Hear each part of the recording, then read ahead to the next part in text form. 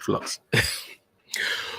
welcome to another episode of the Uncensored Philly Sports Podcast. You got Wayne and Tim in the building so far. We may have some additional people coming in. I think we will.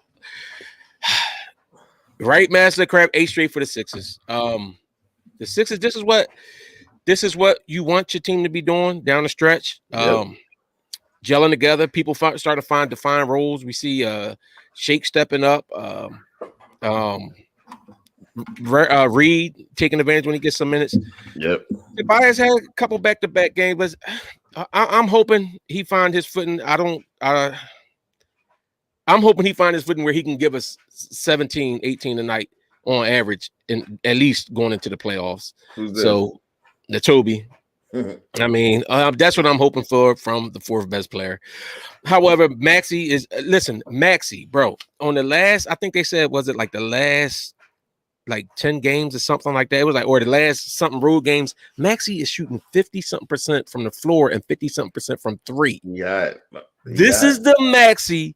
This is the Maxey that I'm talking about. Like when I sit there and I'm talking about, you know how when people say I'm being hard on Maxey, this is why I'm tough. You know how when they say the parents are tougher on the older ones or the ones they expect more from? Yeah. That's because I think Maxey has this potential to be this type of dude. You know what I'm saying? If he brings that aggressiveness, and he showed it, you know what I'm saying?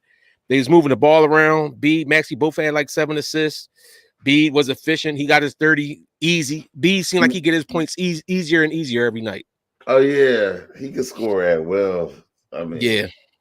So, that's the initial reaction I got for this. Oh, and shout out is that Guapa Hondo. Appreciate the shout out, bro. Yeah, listen, we Philadelphia fans through and through. We say we do the stuff that we do on here. We get into arguments. Certain players we have certain vibe for, but all four of us are all Philly fans. You know what I'm saying? Yeah. Even Ephraim with all his unnatural love for Steph Curry, he's at heart. He's a totally Philly unnatural. fan. It is totally unnatural. But that being said, we're all Philly fans, man. And listen, when the Philadelphia teams is playing, and we get it, like how sometimes y'all get frustrated. Don't be afraid to enjoy. What was it, Andy Reid, Tim, that said it? Enjoy the win, man. Everybody, we get to worry about, we gonna have to worry about this going on in the playoffs. Listen, enjoy the run they're on, and hopefully they're getting themselves ready for that playoff push. They pushing for it, like Tim said, is number 1 seed in reach. Yep, that's all I'm asking.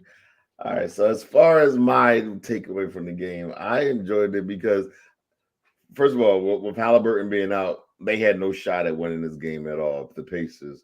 Anthony Melton was not Anthony Melton. D'Anthony Melton. Yeah, he was killing TJ McConnell. It was so funny. That them going one against each other there was no competition at all. He was stripping him. He was dunking on him. He was doing everything he possibly could do to TJ. TJ could not do nothing against that ball. It was actually comical watching because we used to have a lot of big old TJ McConnell fans that loved him. He the heart and soul of the Sixers. Remember that? Like, stop the cat. The Anthony, like, no, stop. But Embiid, once again, efficient. 30 points is like nothing. It's like eating steak. It was nothing. But I'm the young boy Tyrese Maxey, man. Tyrese Maxey had 31 points tonight. I mean, he was scoring at will, hitting threes, step back threes. I mean, he was doing his thing.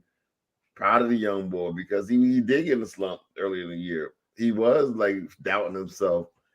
And I think the best thing they did was put him back in the starting lineup. That was a good move. Because I believe that Melton was playing too many minutes and it was kind of affecting his play too. I think his best role is in the reserve role. Come off the bench, being in the spotlight. And I was advocating initially for him to be I actually was advocating for him to be in the starting lineup. Somebody said Ephraim get on the pod. No, that's but Ephraim told me something that's totally unnecessary. We taking shots at him. To hurry up home. Yeah, that's hilarious. I thought Jalen McDaniels was a little rusty coming back, but that's to be expected. He's coming back from an injury, so I think he'll play his way back into shape. Somebody else that's actually been playing pretty well too down the stretch is House. Did he get robbed tonight?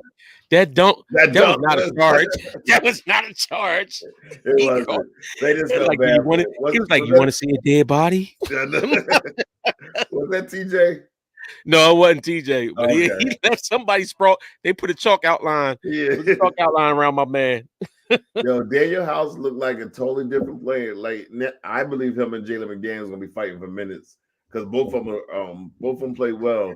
But Daniel House right now is on a mission. He deserves as much playing time as you can give him. Maybe get some of Toby minutes. Who knows? Or PJ, not PJ. PJ Tucker's minutes. Hold on a second. I can't hear you. Let me switch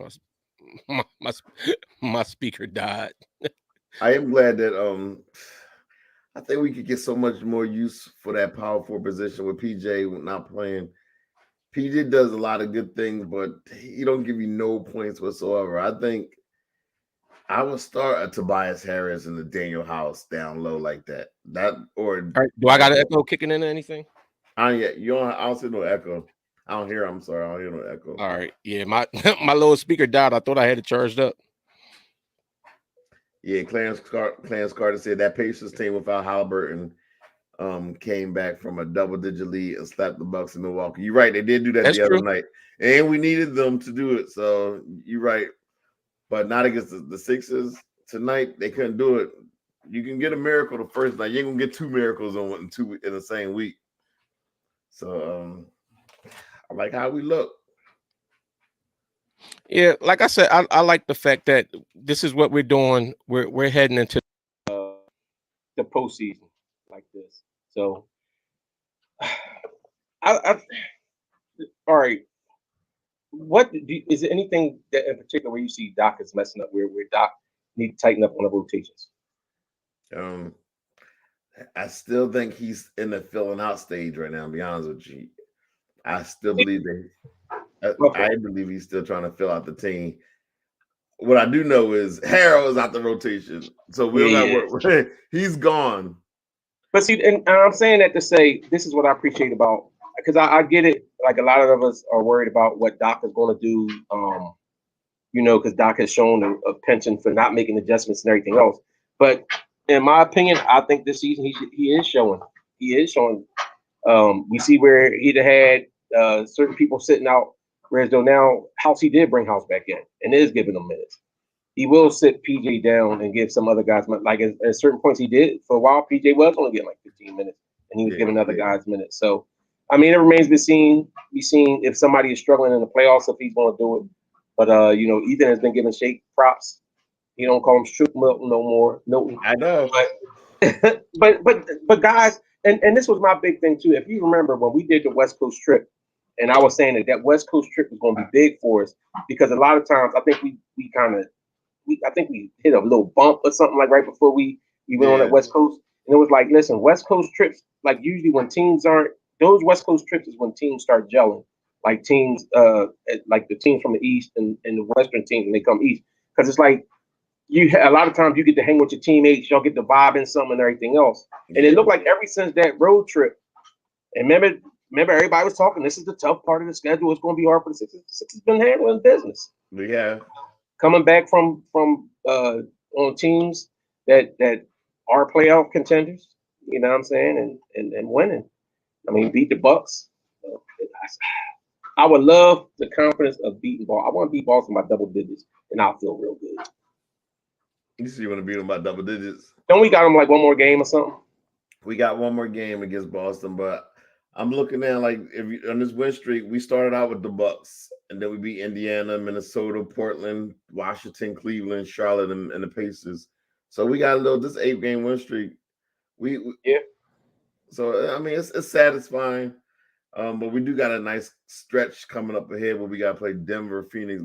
Now Denver, they lost 5 of their last 6 games. They lost today actually again. So now that's what happened when you got a fake MVP. I know, right? So if we actually come out the East, we'll have home court advantage throughout the playoffs. Because right now they're like 2 games below the way we playing. I don't see them catching us right now. So it's really about taking care of business on the East Coast. That's what's going to be the Eastern Conference. That's what's really going to be the challenge. To be honest with you, I believe if we Yeah, get I to think the the East. finals, I actually think the East is. I think the East is tougher this year than the West is. It is. It is. It absolutely is. But we got some good games. Embiid got to play against Denver, and he got to show out, which I believe he will. Ziggy, so you don't have confidence that Ziggy Marley, you don't have confidence that Embiid's going to get that MVP this year? Because I know you said they're going to rob him. I don't think he's going to get robbed this year. I think. I don't think that. I don't think it's any way you. Honestly, I think one of those years when he didn't win, I don't think it was last year. I think it might have been the first year, the year before. One of those years when he didn't win, I think it was solely because of the games he missed. Because it was like, and remember, it's like he ended up, and it was like a tight race, and then they shut Embiid down like toward the end of the season, and it was like you ain't playing enough games. So I think that was solely it, and I think this year the only thing that would have kept him, the way that Embiid is playing, like this is. Sometimes you gotta take a step back and look at the moment. Like just look at the games that he's playing and how. Remember before it would be like Embiid would get like 28, 30 points, and then like in the fourth quarter he'd be like, yeah, everybody saw how out of shape he looked like and everything else. He don't got to work as hard. Not saying that he's not. He's also in better shape, but you don't have to work as hard when your team is better. He's literally playing the entire first quarter. He don't come out at all in the first quarter, and he don't come out at all in the third quarter. And then he's coming back in with like 6.5 minutes left in the or pass in the second and the fourth quarter. He's playing a lot of minutes now. I like what I'm seeing. I love what I'm seeing from Embiid right now. And that's even like how many minutes because he didn't even have to play that many tonight. Maxey played 35. Embiid only played 29 minutes tonight. Yeah, he didn't still got 31 points. It barely broke a sweat. Yep. Yeah, he balling. Assassin, you said you think Joel's playing too many minutes. I don't think that he's really playing too many minutes. Honestly, I don't think Embiid doesn't look tired. That's what I'm saying. So, and sometimes, right? All right, let me get my thoughts together. Sometimes you got to look at it. See, it's different than looking at aging in sports and aging in regular life. And because Embiid has been in the NBA so long, we get to thinking like he's been here so long, he's a bet this, that. This is my thing with a lot of these young guys. You have to remember they're not that old. Embiid just turned 29. Yeah, and that really ain't that old. Like for real, think about it. You start getting that grown man strength when you start getting your late 20s. Embiid ain't even 30 yet, especially these athletes now that take care of their bodies and stuff. So I think Embiid is getting that grown man strength. Remember how before everybody was like, Embiid just needs to go down there and knock people over and it's like he had to exert himself to do it. Now he does it in just regular movement. It kind of looked like how when Shaq would move, just his regular movement would move bodies. And Embiid is getting to that point now. He's not as strong as Shaq, but he's getting to that point now where his regular movements move bodies. Yeah, he literally, I mean, think about the last two games, he hasn't even played in the fourth quarter. To the last, like today and last night, ain't have to worry about it. So I'm good. I'm good with the minutes. Right now, we know the only thing that matters right now with the Sixers organization and the players is health. We got to be healthy. We got to be fortunate going into the playoffs. Everybody has to be healthy. That's the key. Because right now, every team has to be like that, though. Every team has to do that. I know, but I'm talking about for us, in order for us to win, we've been so unhealthy lately. I mean, the only person that stay healthy is Tobias, and that's not really a win. I'm telling you, I don't think it seemed like it was a concerted effort the last two games for them to try to get Tobias going. So we'll see how that works out or whatever. He looked a little bit more aggressive tonight. Maybe it's because Harden wasn't playing and he felt like he had to do a little bit more, so he was playing a little bit more aggressive. But even Maxey game looked like what'd you say? They was playing a bad team. Don't say that. Don't do that because they were playing a bad. Don't do that because we don't say about them being a bad team if we talk about Maxey dropping his 31 on them. We just say Maxey was ball. We don't say it's a bad team when we say Embiid dropping his 31 on them. We all know that Tobias plays well against bad teams, and so I expected him to have a good night, and he did. So he did not disappoint me. He played very well, as expected, against a bad team. So he never played good against a good team. You might want to go back and look at. You might want to go back and look at how many points and how he played against the Bucks a couple times. Listen, we already went through this yesterday. We went through this yesterday. I don't care what y'all went through. I don't want to rehash this. But all I said was he didn't have a good season so far. The games that he played in, he was 1-5 against the Bucks and against Boston. Our team was 1-5, and he didn't. He was a negative in all of them except the one, which he only played 13 minutes in, and that was against the Bucks. So what was everybody else's numbers? What was Maxey's number? What was D's number? And everything else? Everybody else. We ain't beat Boston. We ain't beat Boston this year, right? No, we haven't beat them. And so what was their numbers? I mean, I'm just focused on Tobias. Tobias, I need him to carry. That's what I'm saying. As a team, they lost those games, and all right. I'm not trying to keep up with Tobias. Tobias is what he is. He's the fourth best player. Yeah. All I'm saying is, I'll take that. How he had been playing the last couple games was trash, but for this stretch. No, Maxey. See, y'all keep saying I'm a Tobias apologist. You are a big Tobias. You are a big Tobias supporter. That's your guy. I do the same thing for any player on this team. No. The same way when y'all was talking. The same way when y'all start talking about how when y'all be in here talking about something. Oh, Embiid he's selfish. He's a selfish player. Embiid is weak. Embiid's soft. When y'all said all that, I'll come to his defense. When Maxey was struggling before, and people were talking about this, that, and other, when I was telling everybody that I thought he had potential to be a John Morant level player, and y'all told me I was crazy. But now when I say something about him that I don't like how he plays, then all of a sudden it's like I'm hating on him. Y'all don't know what y'all want. I did the same thing with Ben Simmons. When Ben Simmons was with us, Ben Simmons was not the great player that we expected him to be, or the great player that Tim thinks he is. But I saw value in Ben Simmons, and I thought we could win with Ben Simmons before he had the whole mental collapse. Yeah. So, I mean, my whole thing is I don't see a point unless somebody just outright pure unadulterated garbage. I don't think this. And people talking about getting rid of somebody just to get rid of. Master Crab, you might want to shut up because you was hating on Harden all season. Shut up. You're not even allowed to speak. Not allowed to speak.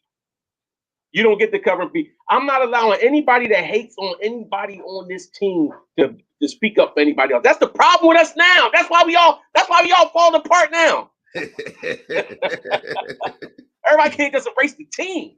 Even PJ. I'm apologizing to PJ. PJ has his moments. No, you don't apologize for PJ. So Raymond said, Tim, what do you think of the fourth best player to be? No, he said, Tim, what do you think of Embiid sitting out the fourth quarter both nights? Lazy. You just heard me say he's been playing awesome, and I'm glad that he hasn't had to play in the fourth quarter. This is a good thing. Even though once you play, but the fact that he's not overexerting himself, I want him to be nice and fresh for the playoffs. I know he's trying to get that MVP, but I would prefer if he skip a night or two every once in a while down the stretch. I would like him to take a day off, but he's not trying to take no days off. He wants that MVP. You can see it. He's not vocally saying it right now. I don't think that it's just about the MVP. Is that me freezing up for you? I don't think it's about the MVP. I think it's about he's in a rhythm now. He's tired. He's not tired. He's healthy. Do you hear any? Usually this time of season we hear about certain nagging injuries. Have you heard Embiid saying he got any nagging injuries? Do we see him getting up and holding anything and flexing anything? No, he's spry. He's running up and down the court. So why do we need to sit? He's staying in that mood. And also, it ain't about him he's not sitting any games because he wants to win first place. It's better for you if you get first place. So why should he sit out and then we lose ground? Because the Eagles organization, they have designated days for the players to sit. Like tonight, for example. Since the Eagles do that when football season come around, we're going to focus on that then. But I don't care. I don't need the Sixers to do it. He said Eagles. What? He said Eagles. Said the Eagles organization. The Sixers organization. What they do right now is they sitting PJ tonight and they sitting Harden tonight. They're old. Embiid is 29. That's not old. But Embiid's not old. Maxey's not old. I know they're not old, but certain nights down the stretch, I want to see him just sit and just take a day off. It's okay. Well, guess what? He'll do that when we like he did in Charlotte and he did tonight. If everybody handle their business and he got to come back in there, then we will. No, I'm talking not sit out of court. I'm talking about sit the day. sit out. No need for them to sit out. They're chasing the standings.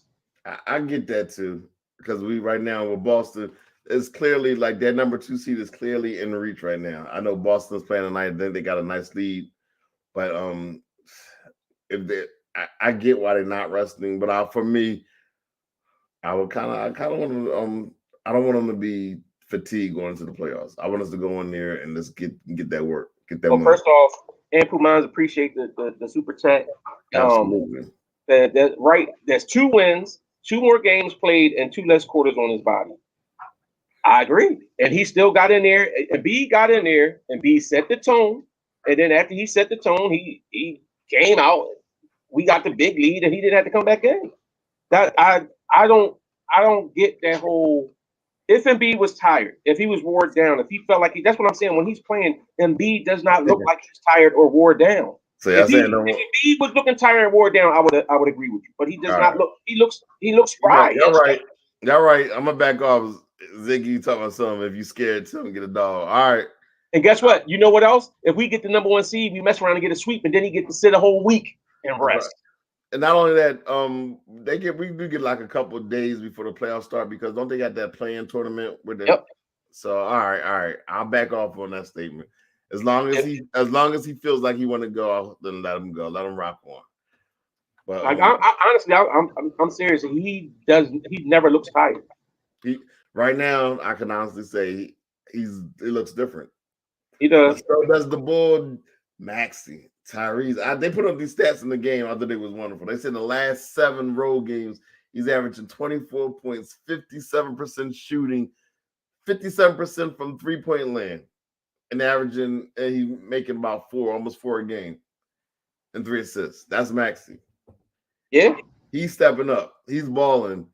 Right now, he's that third option that Tobias was supposed to be. That's your third option right there. Him, Harden. I mean, for real, he'd mess around and be your number 2 scoring option, because Harden. If Maxey is cooking, I think you see more of a Harden deferring and passing the ball. I can see that. I can very well see that. But I mean, Harden's impact though. Oh yeah. Like even Embiid's points, he didn't get the same shots that he usually get with Harden. If you noticed that tonight, he didn't get them easy pick and rolls where he's wide open at the elbow, like taking those elbow jump shots right there at the 3-point line. None of them, they didn't come easy for him at all. He pretty much created his own shots and still got his 31. But Harden makes things so much easier. It's totally different playing with and without Harden. I absolutely agree. But Harden is that playmaker now. But man, it was just like a good win. It was a Doc called it yesterday, a professional win. Like they just got in there, they handled that business, and they got out of there. They blew them out by like almost 40 yesterday. And we did the same thing tonight. Remember how scared you was, Tim?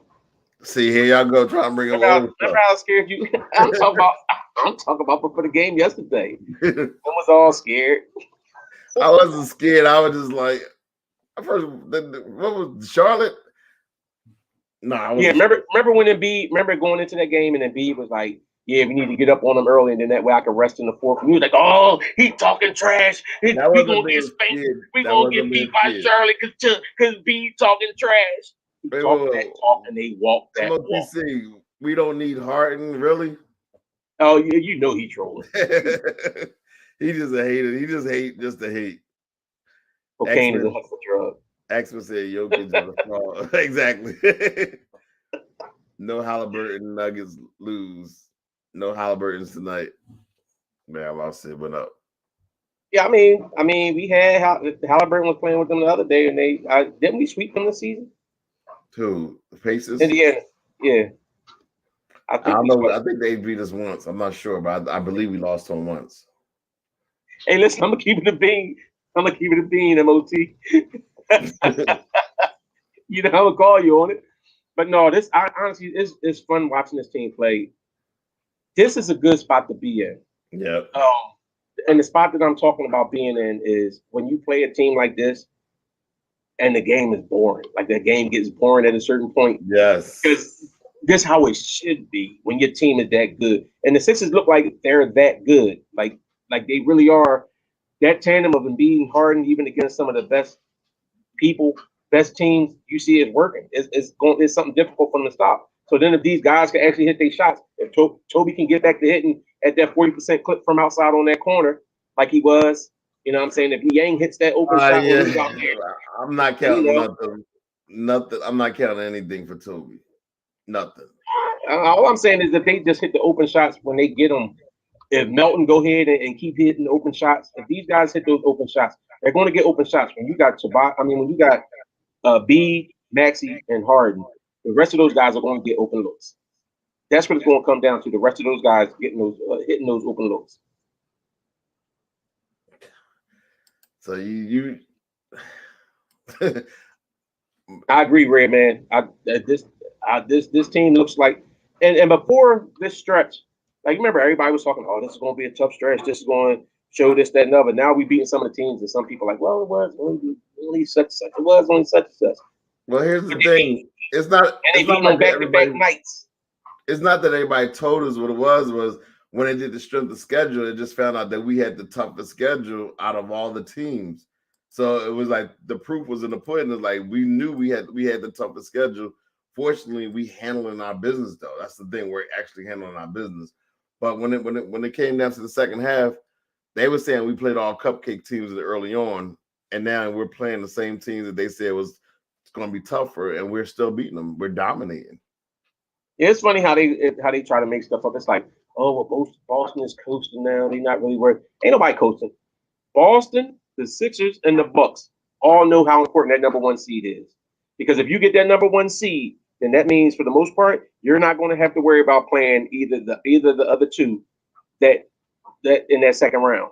That's a big difference in that second round having to go against a Boston or Milwaukee or Philadelphia as opposed to somebody else like the Knicks or whoever finishes or the Cavs. Those teams you feel a whole lot better going against in the second round than you do Boston or especially Boston and Milwaukee teams that have been to the finals in the last few years. One of them even winning it. So I'm playing whoever we need to play to get to that number one overall seed. That's what the Sixers need to do. I hope we can get it. I'm okay with us. It's just if the other teams keep winning, that's my concern. Didn't somebody lose that? Wasn't they losing tonight? No, Boston is still up. Oh yeah, they're gonna beat the Jazz probably.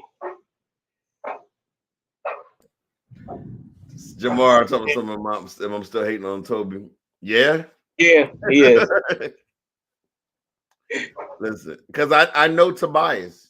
I know he's gonna do what I expect him to do well tonight, and he did well tonight. So he did exactly what I expected because he played against a bad team. So what about when he plays decent in the playoffs? He don't play. I'm telling you, I already he's averaging 9.5 points against Boston and Milwaukee this year. 9.5. He's not even averaging his season average. When he plays against tough teams, and when you throw in the Cavaliers, you throw in in Miami, he's averaging 9.6. So he doesn't play well against the better Eastern Conference teams. And so you're saying he doesn't score well because he actually plays decent defense. Score. I didn't score. That's how you win. You win because of the score. He doesn't score Defense wins championships. What is wrong with you? No. Points win championships. You outscored the opponent. That's the goal. You outscored the opponent by keeping them from scoring. Yeah. I ain't worried about. You know why I ain't worried about? I get what you're saying, but you know why I'm not worried about that part with some of these other guys because I think with Maxey, Embiid, and Harden, that's 90 points. That's 80 points a night right there. That's 80 points. At least 75 points a night right there. Okay. If you play solid enough defense, you can get another 50 from the rest of the team on average. But what hurts us is when you got PJ there because you're not going to get it from PJ. So the only other options to get it from Tobias, and if you're not getting it from him, then you got to rely on your bench, who's been kind of iffy all year long. Tobias probably wouldn't even be so bad if PJ wasn't his counterpart on the other side of the that forward position. Yeah, I mean, that's all I'm saying. That's all I'm saying. I gotta check the stats you just put out. I'll check the stats. All right, go ahead, check them. I'm telling you.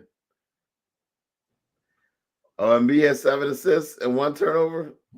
PA Assassin said we didn't talk about Embiid's 7 assists and 1 turnover. That's an awesome stat line. Oh, so you talking about what his stuff was? He only played against Milwaukee twice. Oh my God. He played against Milwaukee twice. I think he only played him 1 game he missed. Oh yeah, he left. He left after the night. So you're gonna talk about what he's averaging against Milwaukee, and he only played against Milwaukee 1 time. He played against the 13.1, the one that he missed. We won. That's the game we won. We beat Milwaukee twice. 1 he missed, and the other one he only played 13 minutes. No, we beat Milwaukee the first time we played him, didn't we? He didn't play. Oh, that's why we won. I mean, say what you want. All I know is last year against Milwaukee, he had 22 and 11 and 19 and 18 against them. So it ain't like he just stink it up whenever he play against them. Okay. We'll see in the playoffs. Like, hey, listen, we already know in the playoffs you're gonna get certain teams that's going, especially against Boston. That's when we're gonna have to. That's the team he's gonna have to step up against, Boston, because we know Boston gonna start sending numbers at Embiid, and even the Bucks are too. But see, the Bucks, I think Harden and Maxey both outplayed their counterparts. I think they outplayed the number 2 and number 3 players on the Bucks. What you think was going on with Boston? Why do you think they're struggling so much right now? They might just be, there might be some complacency, You think the rookie coach is showing himself to be a rookie? Like, I know the other boy was a rookie last year, but this is a little different. No, I don't know if I don't think so. I don't know what it is. I haven't watched them play, so I don't know. They might just be hitting the stretch where they are. Sometimes it be like that. The team be cooking and hot, and then that's why they say it's important to you want to hit your stride going into the playoffs. You know what I'm saying? That's when you want everything to be clicking, and that's what it look like the Sixers are doing right now. He hitting the stride, heading into the playoffs.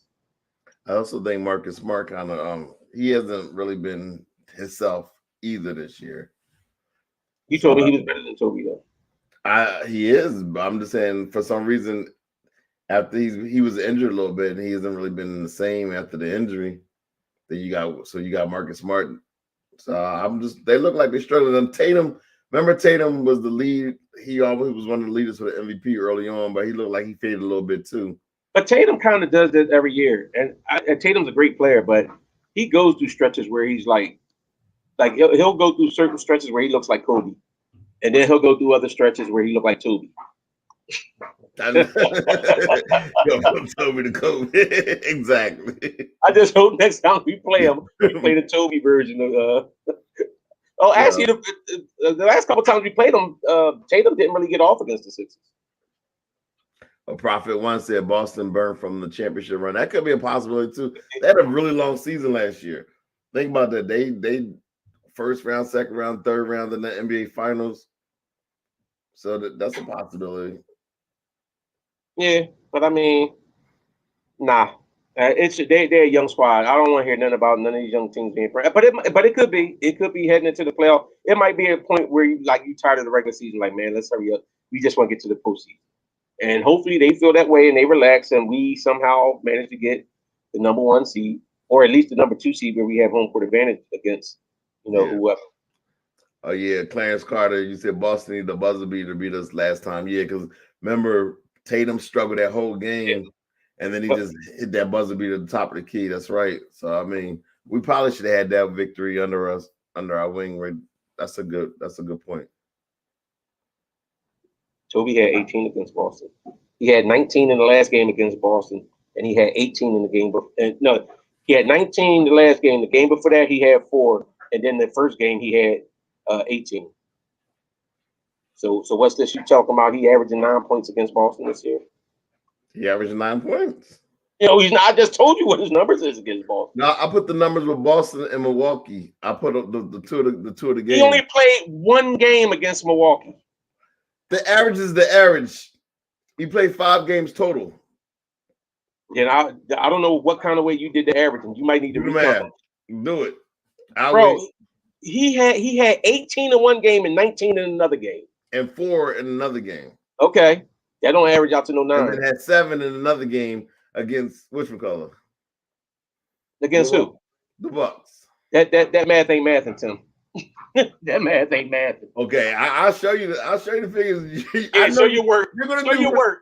Show your work. You're gonna do whatever you want to do to defend. You're gonna die on a hill. You know how when the teacher tell you show your work. And tell just be the boy like he had his calculator in his pocket. You're gonna die on that hill with Tobias. The dog ate my homework, dude. You're gonna die on Tobias Hill, and it's gonna be sad.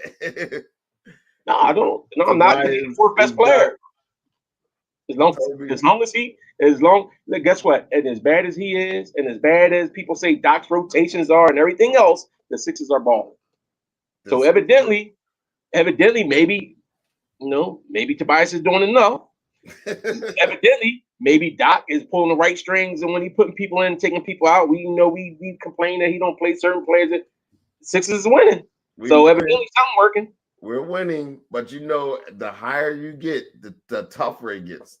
The as deeper as you go in the playoffs, it's not getting easier as you go. It gets tougher for everybody. So it gets tougher for everybody. Yes, but especially Tobias. That's all I'm saying. But it's all right. All right, we're gonna get out of here. I just want to jump on. Ephraim was supposed to be hopping in here, but he wasn't. He ain't coming in here. He's sitting there pump faking. But yeah, he gonna die on that Tobias Hill. Yep. He also shot 40% in one game and 50% in another game against them. And then what's his shooting percentage? See, I don't really care as much about how much he scores as opposed as to me, it's more about what's his percentages. Because if he's shooting a lower percentage and it's just because he's not getting shot attempts because you got Joel and Harden and Maxey putting up shots, I'm not mad at that.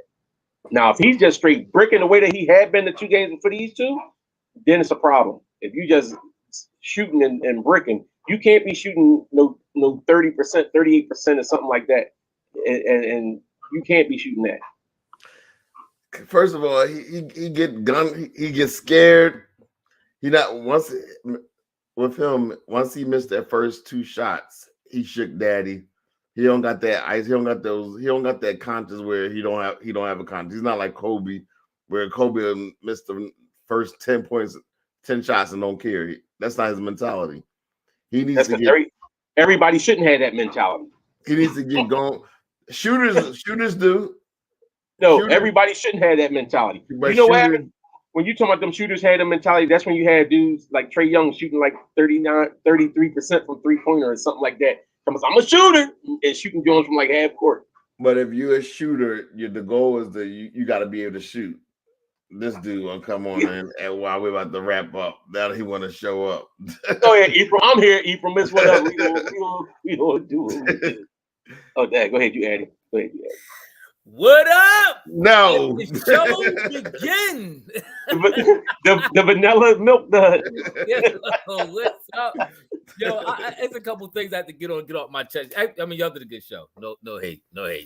But I actually think, and I don't know if y'all talked about this because I was on and off because I was in the car. Ephraim home with his head in his hands, wonder why Curry can't say the Dubs on the road. 13 straight L's, 14 on the way. Yeah, that's getting ugly. I don't know what's going on. This is the championship blues for them. You might not hear me talk about Curry no more for the rest of the year and into the playoffs, and they might get ousted the first round. I think this might be, if they get beat the first round, this might be the first time they got beaten the first round. Now I gotta look up to remember that. But I actually think Joel Embiid needs to win the MVP this year to have a good playoffs. I really believe that, because I think last year was telling about the bull. Like everybody built a little different. All right, for instance, when I talk about Golden State, because I watch him a lot, the bull Klay Thompson during the beginning of this season was going through a struggle, and he said he had to get off. One of the things when he started playing better, they said, well, what did you do different? He said, I had to get off social media. He said the negative comments about how he was playing just wasn't good for him mentally. All right. So that's one dude. Curry, on the other hand, during halftime looks at social media to see what people saying about him in Twitter if he having a bad game, and that motivates him to play better. That's what he do all the time. He said at halftime he on his phone, looking at his phone to see what people saying, and then that gives him motivation on the Jordan type tip or whatever to play better come the second half. I say that to say everybody built different. B showed me that if he loses something that he feels is owed to him, he gonna pout and he gonna cry because the way he played last year in the playoffs. Remember, as soon as he lost the MVP. He came out and played sorry, and I didn't like that. And I think the same thing. For the whole playoffs, or you talking about for one game? No, for a couple games after he lost the MVP, he was playing a little suspect. If y'all remember, B came out. He was dominating. He got concussed at the end of the first round. No. Remember when they announced the MVP? If I'm not mistaken, we was in the second round of the playoffs. I think when they announced the MVP. He was concussed in the second round of the playoffs. No, he got concussed against Toronto. No, he can't because he played a game after that. The concussion was over. He was playing. You saying the concussion was? Hold. Let's keep it a bean. You suffered from a concussion like I've suffered from a concussion. You saw where that bull legs was jelly, where he was just falling, and everybody was saying like, "Why is this bull falling all over the place?" I saw B play disappointed with stuff as well. But then he also had a broken face, though, didn't he? Yes. He had a broken hand. He had a broken hand, broken face, and he's talking about something. He been playing injured. He already knew he wasn't getting the MVP. They said the dumb injury was actually worse than the face. Remember that's the thumb injury was bothering him in the beginning of this year because he had to get the surgery on it. Okay, can I get my thoughts out? B been hurt. B been hurt his whole career. All right. He had a pouty. He was playing injured. Remember, he played injured 2 years ago when he got his leg bent back and he had it against whatchamacallit when he had to miss a couple games in the Washington series. And then he came back in the Atlanta series and played good outside the 8 turnovers Tim keep bringing up. So don't give me that it was just injuries that made him play so bad. B attitude, and we know that sometimes is affected by outside things. But matter of fact, ain't he the one who said, I'm not loved in Philly and all this stuff like that? Like what people say affects B. That stuff affects him. And I'm telling you right now, if B don't win MVP, we might be in trouble. I hope he win it for the fact he said I'm not loved in Philly, and then he started averaging like 35 points a game. So I guess it ain't distract him that bad. I mean, just because everybody came his aid, everybody came his aid. It was the same thing. Everybody, remember that you ripping him for saying that. People was ripping him for saying it.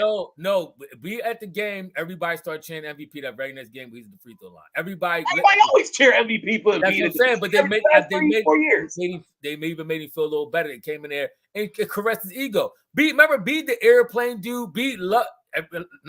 Not to say he's different than any other athlete, but this is how he built. He has a history, a track record of this. I'm telling y'all, if B don't win MVP, we might be in trouble, at least for a game or two.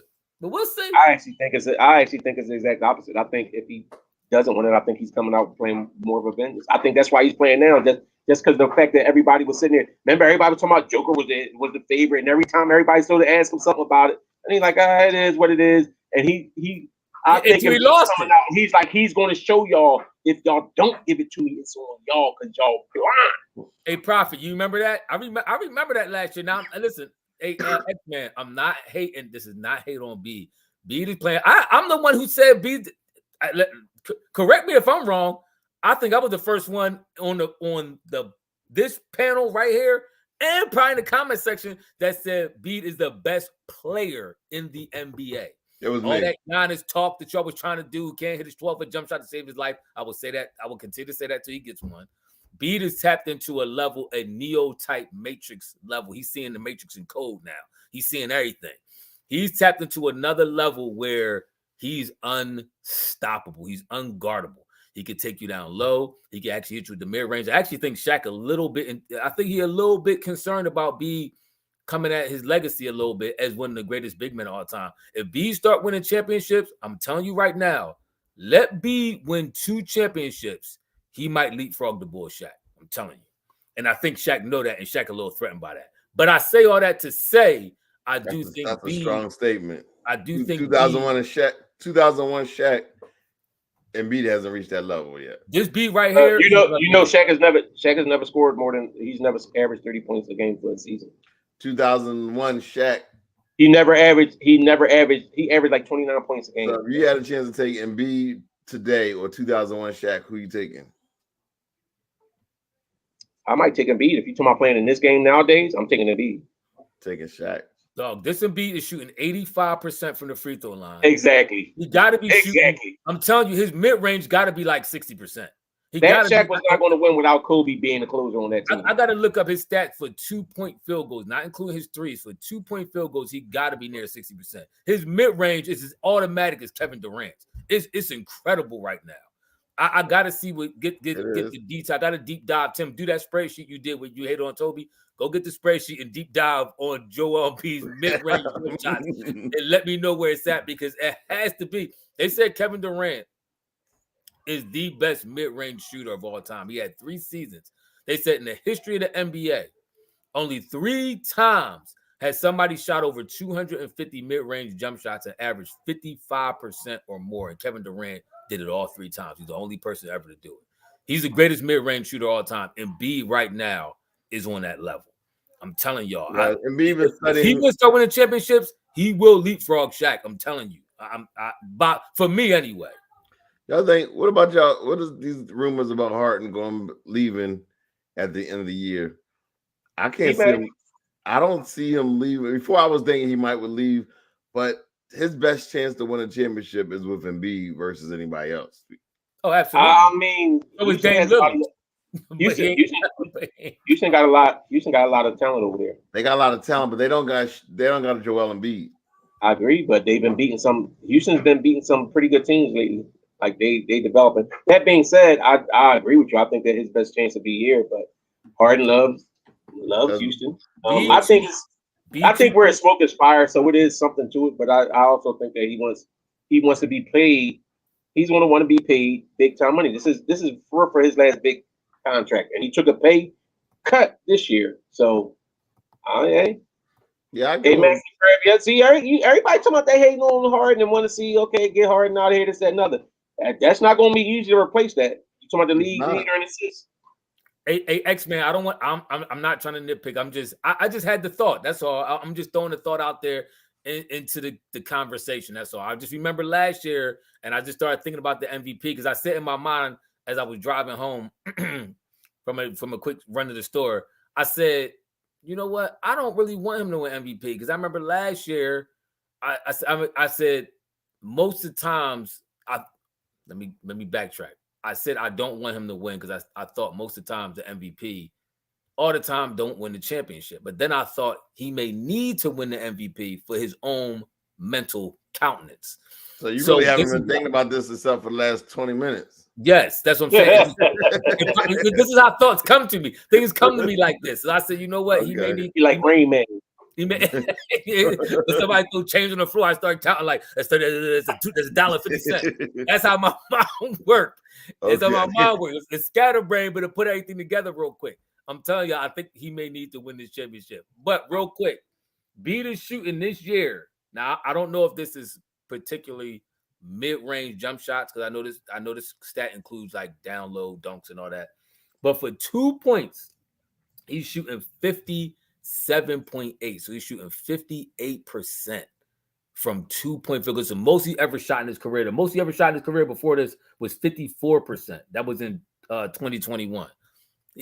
Somebody said it earlier that free throw jump shot is automatic. He's on another level right now. I'm telling you, I'm making this statement. Let Sixers win 2 championships with Joel Embiid and watch you start hearing people say he better than Shaq. And Shaq, I'm telling you, Shaq don't want to hear that. Shaq give a lot of suspect energy toward Joel Embiid. Joel Embiid could have a great night and Shaq be like, yeah, I mean, it was cool. I just want to give them love. Yeah, him and Barkley, that's both haters. But that's where the hate part come in at. Like, and this is why I say where some of the Sixers fans always say, he's too big. Get down here in the paint. Get down in the paint. Why? If you're sitting there and you can hit this shot, that's just like telling a quarterback, like Jalen Hurts, you gotta throw the ball. If he's running all over the team because they playing way back and they giving him all that space underneath. No, throw in the triple coverage. Don't run it. You're a quarterback. No. So Embiid, if you're triple teaming him in the post, but meanwhile he can just rise up and shoot over somebody in the mid range and shooting it at almost a 60% clip, I'm taking that all day. Absolutely. That's so why now is Joel Embiid a top 10 center of all time? he has to do it for a little while. As of right now, I'm gonna say top yeah. 10. Oh, you said top 10. I'm gonna say yeah. I'm gonna say he's having one of the top 10 greatest seasons of any center. But no, I'm asking you: is he a top 10 all-time center today, as we stand? All the centers that ever played in the NBA, is he top 10? That's a good question. I would have to put the list out there. You gotta give me a moment to think about that. Matt MOTC, thanks for the shout out. I mean, for the super chat, bro. He said Harden says Harden can stay as long as he takes less shots and stops ISO ball. Joel should average 45. But this is hard. You can't take a person's strength that they're used to and the reason why you brought him here and try to turn him into something different. One of the things that made James Harden was ISO. He's good at ISO. Sometimes you need that. Sometimes you need a boy who could go get me a bucket, or at least the one thing Harden can do. If he can't get you a bucket, what's Harden going to do? Draw a foul. Yeah, absolutely. He's going to get you a free throw line. So that's sometimes you need that if a team going on a run, or you want to stop the bleeding because you're getting down, or a team coming back, you get a ball to Harden or B. Those two dudes, can get you a bucket or get you to the free throw line. So listen, you ever played basketball with a guy that don't shoot the ball and you know he want to pass it? What do? You play off of him and you play like you play defense against Ben Simmons. So you talking about Ben? Yeah, but what I'm saying is he's saying for Harden to only shoot 5. If Harden is not shooting the ball, that's part of the thing that makes. He draws double. You do realize Harden draws double team. No matter what y'all say, people that want to say Harden the ISO ball, they said it ain't ISO ball when he crack. He starts off ISO ball. He cracks his man off the dribble, and when they collapse, that's when he can swing it to B, swing it to any of them other guys out there. So, but I gotta. Let me look who you got out there, Clarence, because it's a lot of good centers out there. Is Patrick Ewing above Joel Embiid? Yes, in my opinion, yeah. He took how many championships? I think he went to 2 championships. Is Bill Walton? Is he over Bill Walton? Yes. Bill Walton was a beat. Bill Walton got hurt. Bill Walton don't got a lot long. Bill Walton have a lot of longevity. Look at his stats. Bill Walton won a chip against the Sixers. He's all right. He beat Doc and them for a chip. You were not over. Jamar Oliver said you were not over B. Ziggy. People forget how good Pat was, though. Pat, I'm telling you, and Pat, don't get it twisted. Pat also had an automatic mid-range jump shot. He did. Pat, I don't think it's not as nice as Joel's. He had a handle beat had, that's for sure. Oh yeah, no, absolutely not. I mean, Pat's best season, he averaged 28 points, shot 55% field goal, grabbed 11 rebounds, and had 2 assists. Or pretty much, yeah, 10.9 rebounds. So he had 55 percentage field goal, 11 rebounds, 28 points. That was in 89. Hey, let me run something by y'all real quick because I'm just now noticing this. What do you, when you looked at Harden as a 3-point shooter, what kind of level do you put him on? He's like at his best. At his best, how do you think he was as a 3-point shooter? At his best, he was I think he's field goal 3-point percentage wise. I think it was around 38, something like that percent. He was pretty. He's shooting 39% this year from 3. How many is he shooting? How many is he attempting? 7.3 attempts. That's really good. That's what I'm saying. That's probably his best. Though, right? Like I'm just saying, I'm talking about the people talking about Harden. Like Harden is shooting 40-something. He's shooting 44% from the floor, 44.6, and he's shooting 39% from 3. That's the best he's ever shot in his career. He shot 39% one other year. There's an article in an Inquirer that came out this week. They said people's not realizing the season that Harden is actually having right now. Everybody just marveling over Embiid, but Harden is really having a spectacular season with the Sixers. He absolutely is. Yeah, no, he is. Yes, I've been talking 39. That's his highest. That's the only other time he shot 39% was his 3rd year in OKC. The last year in OKC, he shot, and he was only shooting 4.7 attempts and was shooting 39%. Yeah, Harden playing this yeah. We going to I'm gonna keep him saying the Super Bowl. We going to the championship. We going and we're gonna win it.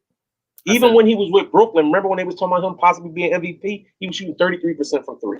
Because people want to see 30 points a game from Harden, but we don't need 30 points. He's kind of at being like that Dwayne Wade playing with LeBron James. He could score, but right now it's best for him to take a back seat and let Embiid do his thing. Who's that? Harden. Oh yeah, I mean, but this is why they working so well together. He knows his lane. It's like a good 3-point shooter playing with somebody who sucks at defense. In imagine Klay Thompson or Steph Curry playing with Joel Embiid. Like your percentage point probably gonna go up 3 points right there.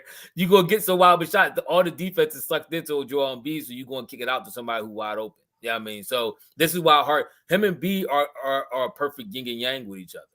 Because, that's what I was saying. I mean, like Harden does draw some deep. You can't leave Harden open, but at the same time, if you're going to double, you're going to double Joel Embiid before Harden. But at the same time, sometimes people do run out Harden. That's when he kick it to Joel Embiid for a oop or a bounce pass or something. They working perfect together. This is why he got the most assists in the league right now, and him and B combined for the most points as a tandem as regards to assisted from Harden to B. And then if you throw Maxey. Maxey been hooping. And this is why I've been saying, to me, Harden was the best one of all the people that we could have got. I thought Harden was the best fit. Because remember, Harden had, I think, wasn't he averaging close to triple-double in Houston before when he had like a bunch of no-name dudes with him? So he definitely could set people up. And I agree. Hey, Clarence, I agree. Exactly. 85+% from a free throw line for a big man is not typical. It is not. LeBron James shoots like 70% from three. I mean, from a free throw. You know what I'm saying? Just think about that. So you're talking about imagine if Shaq with Giannis shoots. If Shaq only shot. There you go, take a shot. You can't help it. If Shaq only shot 75% or 70% from free throw, he probably would have averaged about 35, 38 points a game. With Giannis shoot. He's shooting 70%. No, he's not. Then you tell us what he's doing. Don't ask. He's shooting 65%. And this is why I say it's no way. And that's good. And he's still shooting 65%. And he still averaged 31 points in like 12. And he's still you can actually defend Giannis. Still the best in the East. You have more of an ability to defend Giannis to stop him than you do Joel Embiid. And this is why I say, if you tell me the best player. Oh, right now I agree. If you're building the best player, you can't tell me that the best player can't shoot. You're not complete. Your game is not complete. Because now this is why Boston was successful against John. Even though he averaged 30, he shot 46% from the field, and they lost because Boston was able to push that defense out on him. It's easier to stop Steph Curry than it is to stop either one of them. No, not at all. Well, you got somebody. All you gotta do is put Matisse Thybulle on him. Matisse Thybulle on every team, and he had a good game that game, but he won't do that every time. But you can't. This is my point. This is why it's hard to stop Steph because he shoots so good from deep. He shoots good anywhere on the floor. Anywhere offensive on the floor, he shoots. He could drive, he could dribble, he could create for other people. These are the people. This is why LeBron James, when he was on top of his game, he I don't know what happened to his three this year. His three is terrible this year. But LeBron was at one point shooting around 36, 37% from three. Mm-hmm. His free throw was solid. Always kind of like a 75% free throw shooter. He never could get the mastery over that to get up to the 80s. But when he was on that level, he could score from anywhere on the floor. He could do anything to manipulate the game, and you couldn't stop him. These are the best players in the world to me. Joel. But see, this is why people said the same thing about Shaq. All he does is dunk the ball. He can't do nothing but dunk. And guess what? If you can't stop it, it don't matter. If you can't stop it, it don't matter.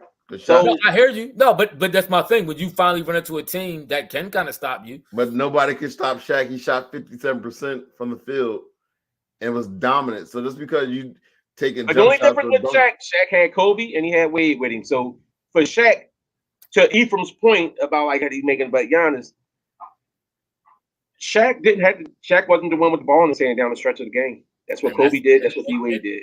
And thank you. If you pull away Kobe, if you pull away Dwayne Wade, I'm not saying Shaq will be trash, but are you saying Shaq is going to be able to carry his team? Yeah, he can't be a closer to a championship. Listen, I seen Shaq take as a rookie play well with Penny Hardaway. He still had a nice guard, and they got them to the NBA. Yeah, Penny, final. Right? Penny was a sensational player. He was, but it doesn't matter. You paired Shaq with a nice guard, and he went to the NBA Finals. You know, and why did they lose? Why did they lose? How did they lose?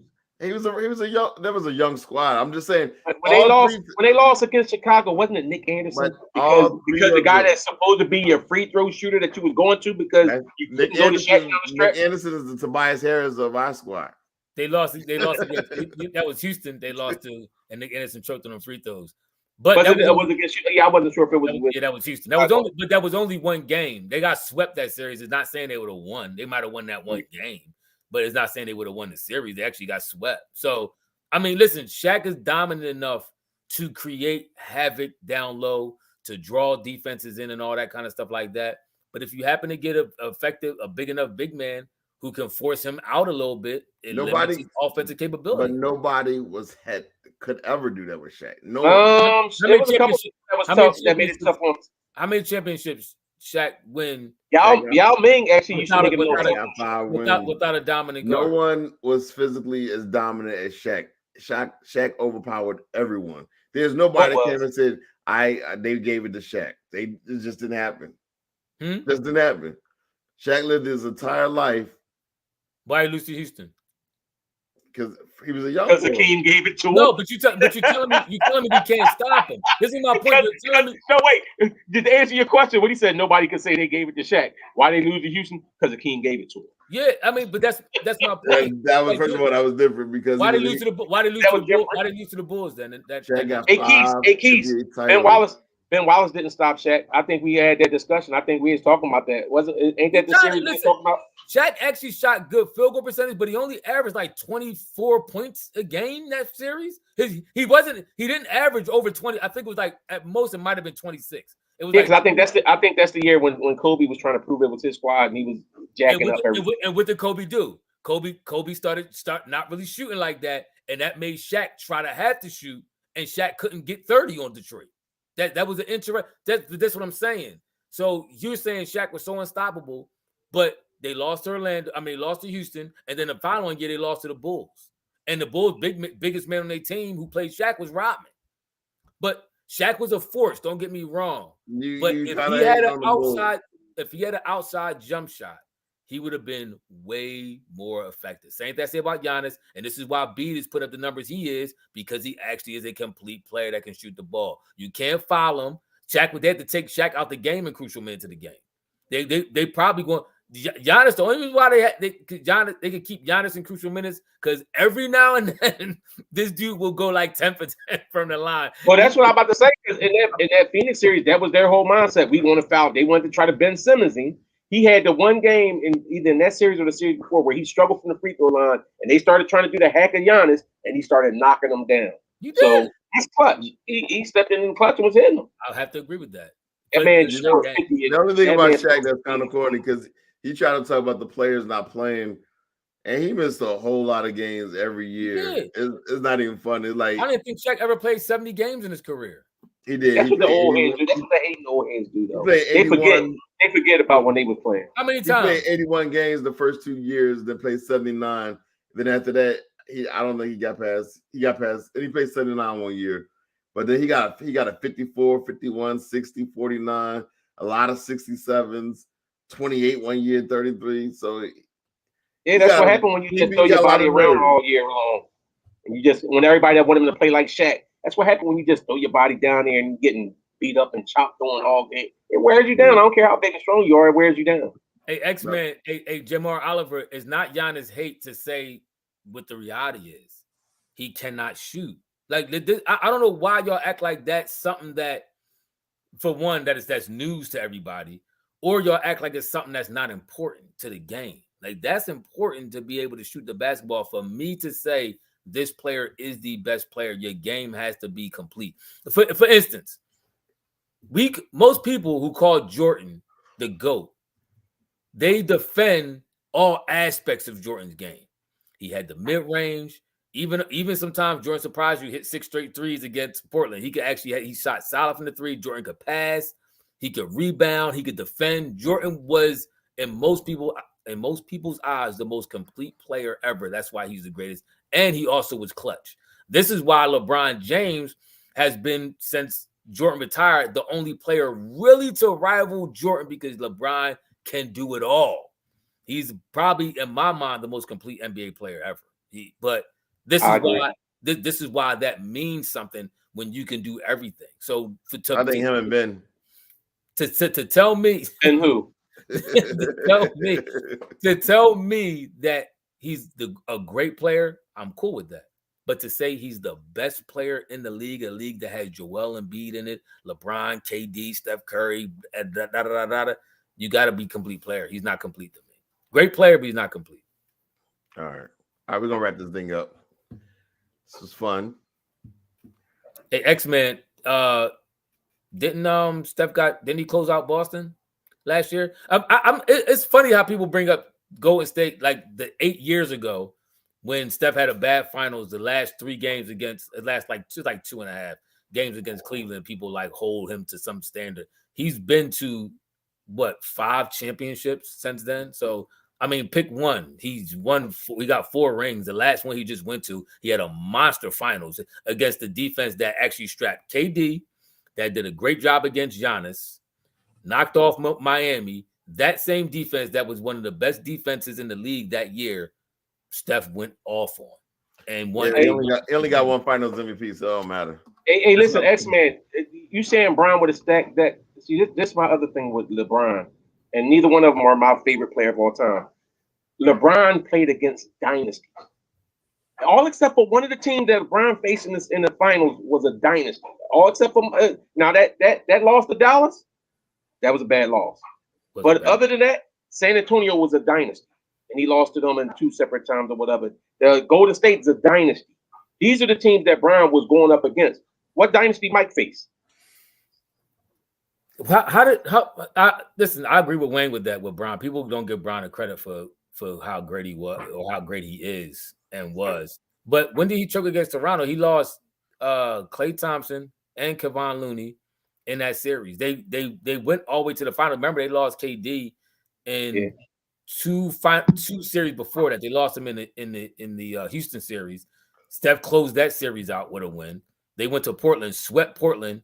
Steph had, I think, if I'm not mistaken, he had the highest average in a 4-game sweep. It was like 36 points a game or something like that. They averaged against Portland. Highest average ever in a 4-game sweep. Then they go to Toronto and he loses Klay. I'm telling y'all, if Klay didn't get hurt, Golden State beats Toronto. He lost Klay and he lost Kevon Looney, and that's why they lost that series. Don't give me that crap. But he lost, right? All right. They lost. He's a great player. That's why he came back and won. When he had Klay the next year, when he was fully teamed up, Boston was fully teamed up. Golden State was fully teamed up. The best player in the league at last year won a championship. Simple as that. He got his first win, yes. Yeah. That's what the East wasn't all that great when Mike won either. The Knicks was nice. The Knicks was trash. They was Mike Carter. I agree. Steph, great man. He a GOAT. He all-time GOAT. He top 10 player of all time. You can't take that away from him. So, up next is Chicago. I think do we play the Bulls on Monday? I thought I heard them say we play the Bulls Monday. But we'll catch y'all Monday after the show. Bad Boy Pistons.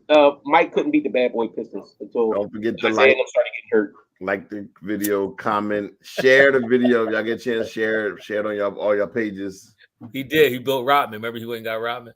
Yep, he went and got Rodman because they needed Rodman to stop Shaq. Nobody remember that part. We're gonna have to address this point later on because that's a whole nother show. All right, definitely. We're gonna do that, especially in the summertime. We out, y'all.